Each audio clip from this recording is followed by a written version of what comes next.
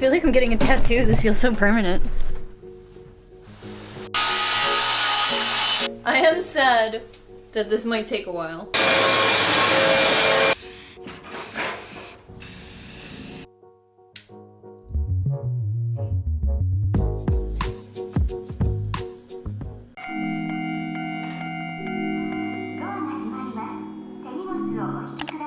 Hey everyone, it is Qcknd and welcome to my living room and welcome to the video where I redo my living room. This is day one, so hopefully there is a proper intro where I'm wearing makeup for once in one of these videos.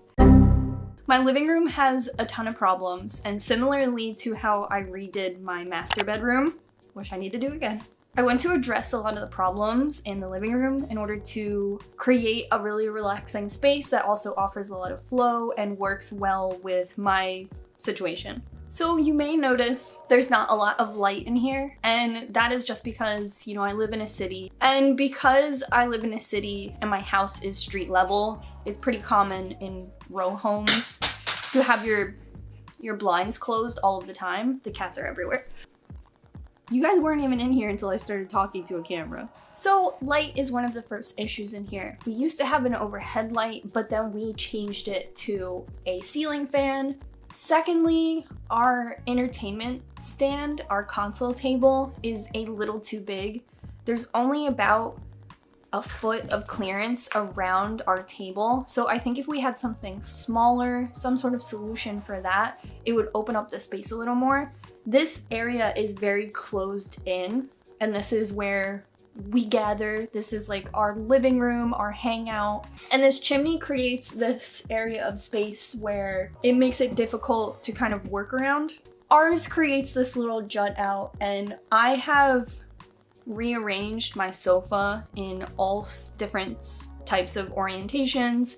And, you know, I moved the chase to this side and things like that. And if we're keeping this couch, this is the only way it can really go. I decided early on that I want to keep this couch. So making this couch more inviting, more livable. It has been really damaged by the cats, but even looking online, this is the best couch, I believe, for me. It has storage and a pull-out bed, and that's perfect. That's what I want. Next, and probably like the biggest thing, is there's just a lot of clutter and a lot of stuff. And there's not room for everything. So making more room for things just has to be it. Like our entryway, making a space for more shoes, and finally John's tools. So my boyfriend is a carpenter and he has a lot of tools, you know, similarly to a hairdresser who has scissors, blow dryer, products. Carpenter has everything. Because of that, and because it's a small company, and because John can do like a little bit of everything, there's a lot of tools that filter in and out of our house that live in the living room. And I think perhaps minimizing them, or like, I believe I have to learn to live with them. But I think if I can create flow, I think that would be better. Today is the day that we do this, and we do it on a very tight budget. A very, very, very tight budget. Well, I don't want to spend any money, but I do not want to spend a lot of money. So let's do this. This is a super quick tour. Right here I have my little side table that I have had since I was 18. When my brother came over, he was like, I can't believe you still have that. And I was like, were you in my room? So here's this little side table that also acts as our coffee table. If we're eating out here, we get a pizza, we have friends over, I move that to the center. Up here you see where we store our bikes. And although this would be a really great place to have our couch, the closet door wouldn't be able to open. And I said that I toured my neighbor's house to get a better idea. She does not have a downstairs bathroom or closet. So in her house, this entire area would be wide open, whereas in our house, we have a downstairs bathroom and closet. Here are all of John's tools. And this is like one of his big tools that he doesn't use often, so I would like to find a better place for that, as well as paint and stuff like that. And then honestly, that's just some supplies for this living room tour, so this will all be gone. But you can see that the chimney space makes it so we can't really push the couch to the wall. But I did like add a little bookshelf. Our entertainment stand is actually just full of consoles on both sides and a VCR that is huge. So that kind of all clutters up there. And I don't like that. And this is what it usually looks like. I almost always have the curtain closed. Because the radiator is also right here, and we don't have a coffee table, I have this little tray.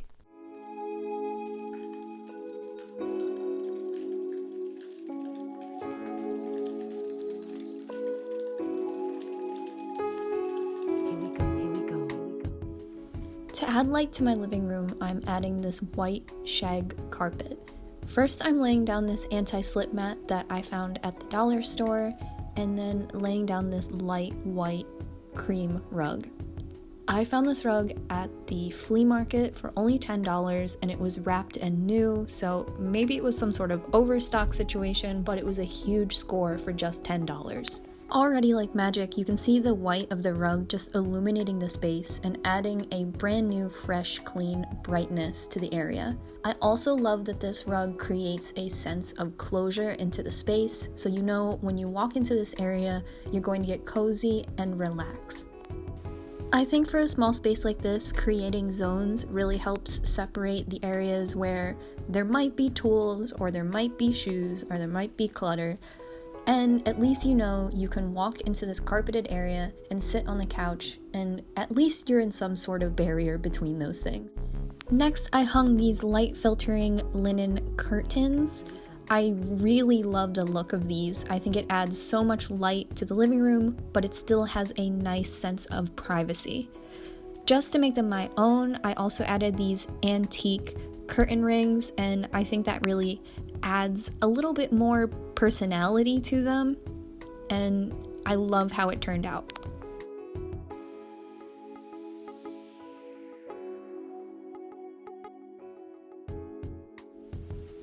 So next, to just add more light and life and freshness into the space, I refreshed some of my plants and put some more appropriate plants in the area just to produce more of a green effect. I cleaned out this little planter, which I actually got secondhand, and just vacuumed it and tightened the legs a little bit and put in a snake plant that I got from Lowe's.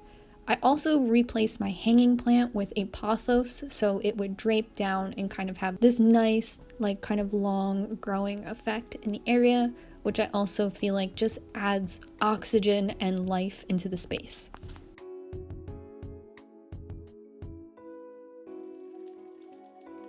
Now for actual lighting. I had this little lamp in my corner that I actually got for free. It is a silver IKEA lamp that I got from Mark when I worked at Tattoo Convention. He said I could keep it.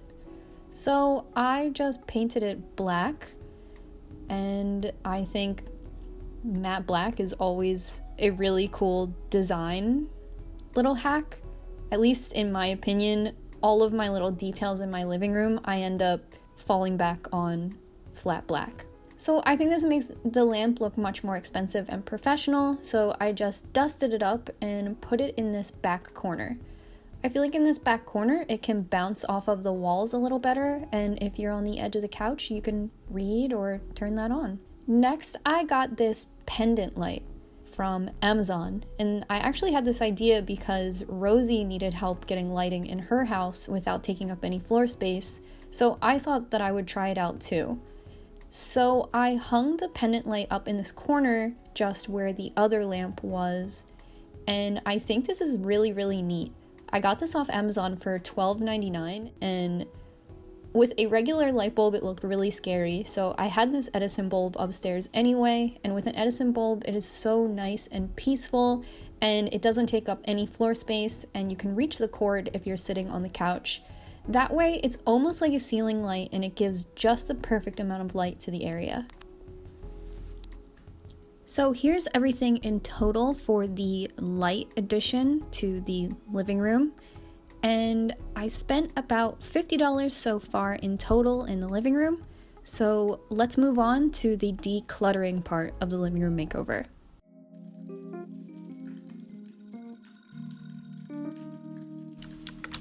So next we mounted our TV, and I know this is like a pretty big, well-known design hack to save up space, but I was always really intimidated by the TV mounting process. But I actually found a universal TV mount at Target for $40, and it was really easy to use. It's just like this little ledge that you hang to the wall and then your TV sits on it, and it has all the universal hardware for all the popular TVs, so it was pretty easy enough, and not a super intimidating process after all. I love how it looks, by the way.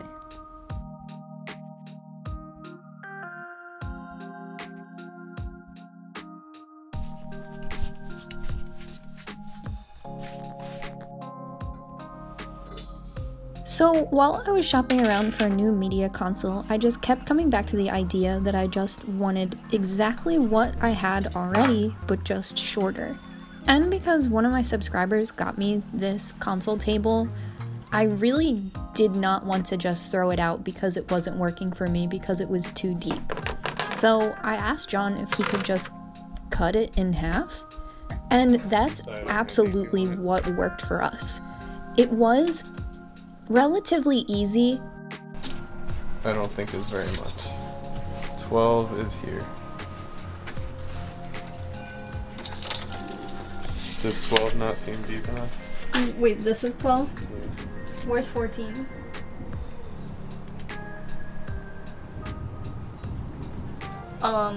Will the legs still fit? I'm gonna have to redraw the holes and make them work. I will show the entire process in real time. Honestly, I suggest this so much because the original console table was $80, and if you could customize it to your space. So I mean, the legs would be right there. Right there, whatever. Does that look realistic or does it look goofy? I don't see any issue with it. Okay, let's do it. Is that for a crisp line or did it help you stay level? It helps the veneer to not tear when you cut it. Huh.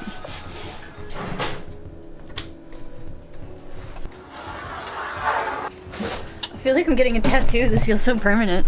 This is also a great hack if you have some furniture that you wish was just like a few inches shorter.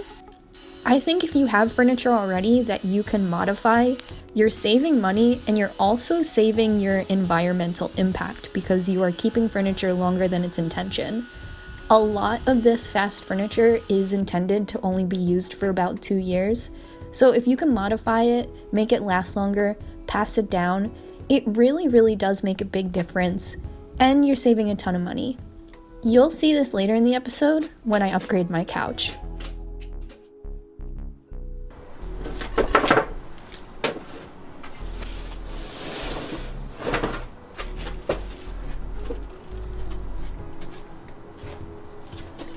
That will make a fine shelf.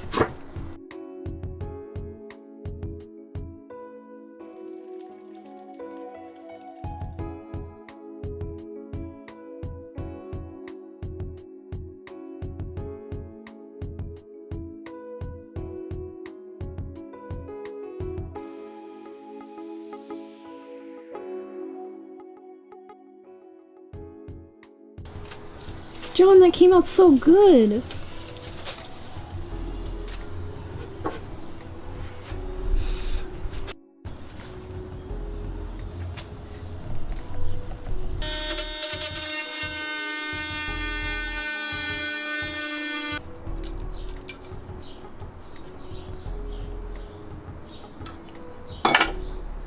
That's so smart, John. It is! That's really clever!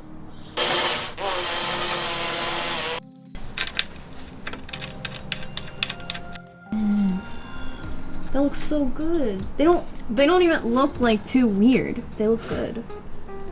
I would hope they didn't look weird. I'm just recording this again because it's so smart. It looks so good.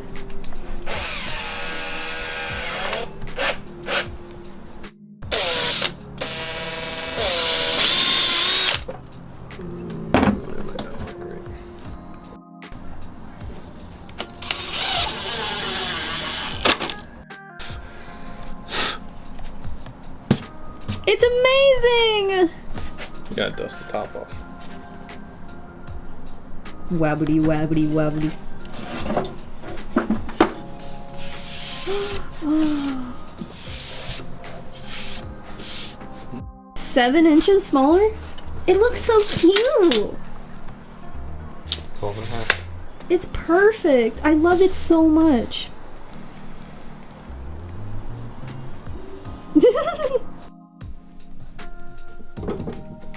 It's pretty sturdy still. Oh, look at me. It looks amazing. I love it. Because this isn't a problem a lot of people have, the solution may seem unconventional or not very effective, but for me, at least putting all the tools in one place meant I wasn't tripping over them or they weren't a hazard in any way. So finding some sort of storage solution that worked for everybody. So I actually got this at Aldi. It's 5 white little containers and this like garage rack. And I'm hoping this has multiple solutions because John has this little container of like skateboard parts and stuff like that. So I'm hoping this kind of like absorbs all of this stuff. This was kind of what I could think of, but I'm open to other ideas if you have them. So I was able to find this garage rack, which is strong enough to hold all of John's tools. It's a little clunky and huge in our living room, but I think it offers a sense of organization and it gives all of these places a home that they didn't have previous. So this was my solution. It does still look pretty cluttered, like I don't love it, but I do like having the space on my living room floor back. So this is my couch. So my couch is the last thing in my living room I want to improve. My couch is only about 3 years old. I think that it's too soon to replace it. I don't want to replace it. I don't want to keep replacing furniture. So I was looking for options online to just upgrade my furniture. So I have an IKEA couch, and there are some great IKEA couch covers out there, but not for my model couch. So I looked online and I found this third-party company called Comfortworks, and they actually make a variety of covers for my exact couch. I was sent swatches, which you might remember me playing around with on my Instagram. So I picked out my swatches and I had this custom-made cover sent to me by Comfortworks. So there is a ton of different cover options, which are really, really awesome because they even have a vegan leather couple of options that you could pick. But right there on the website, it tells you the durability of each cover, who it's ideal for, like heavy traffic, people with children, people with pets. And as somebody with cats who have scratched and scratched at my sofa cover, I wanted to get something that was durable for families with cats. So I picked this cover to cover all of my needs, and then this can also be removed and then washed, which is really important to me because if I want to keep my couch for many, many, many more years, I think it's a really fun option, maybe a couple times, like every season, maybe take the couch cover off and wash it. So I am going to be installing this Comfortworks couch cover on my sofa, and I'm really excited. So I haven't opened it yet, but I got this really nice green color. Woo! That is nice. Okay, so this seems to be all the pieces for my couch here. So I'm gonna get started on putting them on. So I really like this material. It's like, almost like soft, nice, worn-in pants.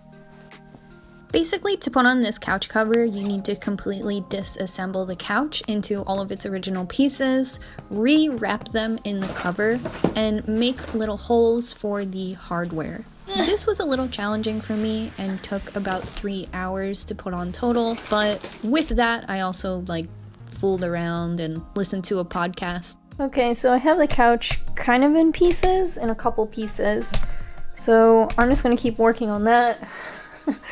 I am sad that this might take a while.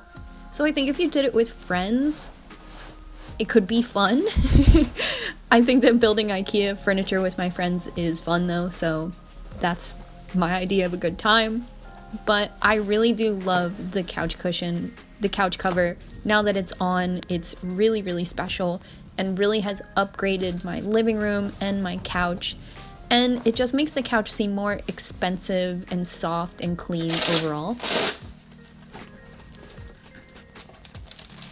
I did want to get it finished before John came home from work, but that didn't quite happen, so you see him here finishing it up, but it was easy enough for me to do on my own, eventually. And to make some of my couch cushions, I just ordered some really cheap pillowcases online, and then cut up an old pillow and used the stuffing inside of the cushions.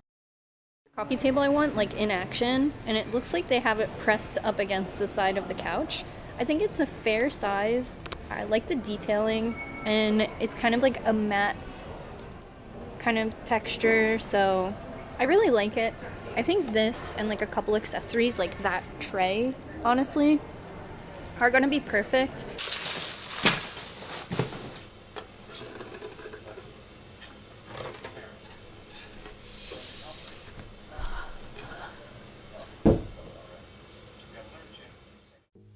So after setting up my new coffee table from IKEA, I realized my previous table, which had been holding my Nintendo Wii, fit underneath the new coffee table, almost like a nesting situation. So I thought I could just spruce up the old coffee table, paint it black, and then keep it underneath of the current coffee table. That way I could have more space, and nesting tables are super cool, so that way I got a nesting table.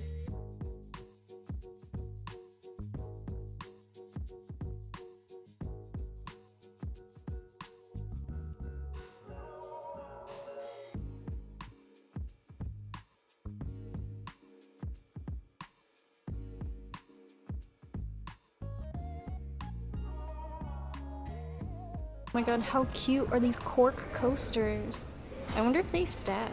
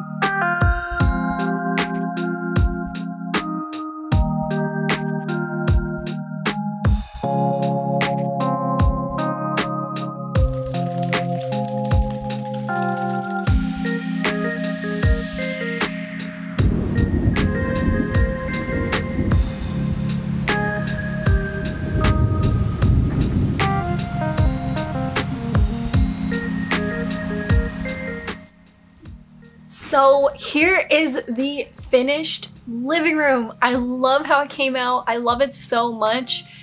It has been a work in progress because it wasn't something I could finish in like a weekend. So I have been living in the living room as it has been being finished. And I think one of my favorite, so my two favorite things, my three favorite things that are in the living room, definitely the couch cover.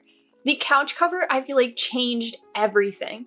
It was really tough to install, I'll say that. I would think of the couch cover more as like, take apart the entire couch and put on an entire new cover. Not like lay almost like a blanket over top. Like it really did take taking apart the original couch. So I would say if you bought this couch cover with the intention of cleaning it often, like even once a month, I would say that's a little unrealistic. Maybe for like spring cleaning, things like that, taking the couch cover off and washing it, that would be an option, but definitely not like, oh, I spilled a little coffee on it, throw it in the washer. What was amazing about the couch cover is it was so easy to clean. The cat hair does not get embedded in the couch cover like my other one, which was more of like a tweedy fabric. Because of the like thick weave of the previous couch cover, like the couch cover it came with, it was really tough because cat hair would like get into the weave, like the woven fibers of the couch, and it was basically like a losing battle. However, with this couch, it is really easy for me to vacuum it, and if anything, lint roll it when I'm done for just like a little added like quickie or like a little touch up. But for the most part, my vacuum picks up almost all of the cat hair, which has been amazing. The couch is not bulletproof. Like I already see that the cats have been clawing at it a little bit and it is pulling at the fabric. However, I did buy this little scratchy pad from IKEA that you can Velcro wherever you want. So I did put that on one of the arms of the couch, which I removed for some of the photos for the living room reveal, obviously, but for the most part, like, that's how I live. So training the cats to scratch that instead of the couch has been, you know, hopefully what will happen. Other than that, just enticing my cats with other things to scratch around my home and not this. They like to scratch the rug, which I'm fine with. Please scratch the rug. Do not scratch my new couch. I think the couch cover has made the couch look really expensive, but also very inviting.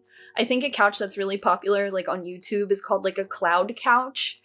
And I feel like my couch has become very cloud-like. It's very soft and inviting and a nice, warm, neutral green that I feel like at first I really had to get used to because I was like, oh my god, did I give myself the jeans couch? But what I love about this couch is that it is like a true teal, and the couch cover now is on both sides of this cushion, so I can flip the cushion when it gets a lot of wear. Almost like fluffing up your bedroom pillow. I think one thing about these couches is because the couch cushion for the back is just a pillow, it can get like all weird and warped. So with before I had the couch cover, I would flip the cushion, but it would show the like unfinished factory edge. Now this just like seems more expensive. Like the whole cover is like a 360 cover, like a proper expensive couch. But it's still IKEA because the couch still had really good bones. And I really do love this couch for my space. I think maybe traditional tiny living wouldn't choose an L-shaped couch, but it does have the pull-out bed, it does have the storage, and it has like my heart. Like I feel really proud that like this was a piece of furniture that I bought, and that's important to me. The next thing that I love is our like TV stand, and that seems a little like diva, but it has made the biggest difference. It really seems very purposeful, and cutting it was relatively easy because we have the tools, but we didn't do like any crazy refining. Like we didn't do any sanding, like we didn't do any painting. All we did was take the back off, cut a couple inches off, and then put the back on. But it has made the biggest difference, and this TV stand is really accessible. We went to Walmart over the weekend to like pick up something, and I saw either this TV stand or like a dupe for this TV stand for sale at Walmart. So you don't have to necessarily buy it off Amazon, but I'll link the one that I have in case you guys want it or want to try this DIY, but it has made the biggest difference. I looked for a TV stand or like a media console, whatever they're called, for the longest time, and I really could not find anything for small space living that like was practical. My old TV stand was the size of a desk. Like I thought I was going to turn it into a desk because it was so wide. However, it's low to the ground, so you couldn't really work under it either. I love this TV stand though, and I didn't want to just throw it away and replace it with something else. So cutting the back off of it, I thought was like a crazy fever dream. But once we did it, like it was amazing. And I kept all of the scraps. So the scraps from the TV stand I turned into shelving. Being able to turn that into the shelf, it ties the whole room together, and it is a bit longer than the old plank piece I had up there. So it provided more space, and I think it just looks really cool. So those I think are the biggest major improvement in my living room, and they were all things I already owned and just like changed to fit my space with more consideration. I love it in here. It is so amazing. Thank you guys so much for following along. My living room has been a work in progress forever now, and I finally just like sat down, thought about what I liked. I got this rug for $10. It's been amazing. I love it so much. Thank you guys so much for the support and watching me go to IKEA, and as always supporting the channel. Your support always directly supports everything I can do in life, so thank you guys. If you like videos like this, don't forget to give this a thumbs up, and you can check out my home improvement and DIY playlist, which I will link down below and in the cards above. And as always, I love you guys. Thank you.